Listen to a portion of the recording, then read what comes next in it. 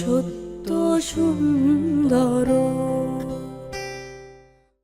ATN নিউজের বিশেষ আয়োজন পাওয়ার প্যারেন্টস 2026-এ আমরা কথা বলছিলাম আমাদের সঙ্গে যারা পৃষ্ঠপোষক হিসেবে ছিলেন।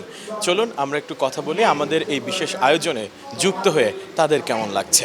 এটি একটি মহতী উদ্যোগ যে নিয়েছে এটিএন নিউজ, সেজন্য প্রথমেই আমি সকলের পক্ষ থেকে এটিএন নিউজকে আমার আন্তরিক অভিনন্দন এবং ধন্যবাদ। যে এটিএন নিউজ যে মহতী প্রোগ্রামটা নিয়েছেন পাওয়ার প্যারেন্টস, আমি গত বছর এসেছিলাম এই প্রোগ্রামে। আমার কাছে খুবই মনে হয়েছে যে আমাদের সমাজের প্রতিটি মানুষেরই দায়িত্ব, শুধু এটিএন নিউজের না।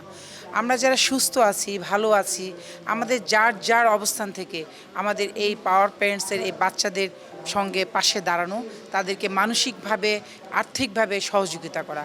এবং আমি মনে করি এটিএন নিউজের মাধ্যমে সারা বাংলাদেশে এটি ছড়িয়ে যাবে। এবং আমরা এই প্যারেন্টসদেরকে যে আমরা ছোট করে খাটো করে দেখি, এটা যেন আমরা কখনো না করি। আমরা যেন মানবিক দৃষ্টিতে আল্লাহর সৃষ্টি, সকল সৃষ্টির প্রতি যেন আমরা ভালোবাসা শ্রদ্ধা রেখে আমরা যেন এগিয়ে যেতে পারি এবং সমাজের মানুষ যেন এটাকে কখনো ছোট করে বা খাটো করে না দেখে।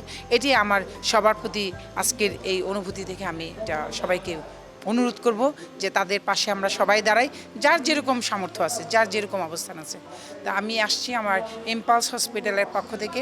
আমি যদি কোনো প্যারেন্টসদের এরকম বাচ্চাদের অসুস্থ হয়, সেক্ষেত্রে আমার ইম্পালস হসপিটাল সবসময় তাদের পাশে থাকবে। ধন্যবাদ।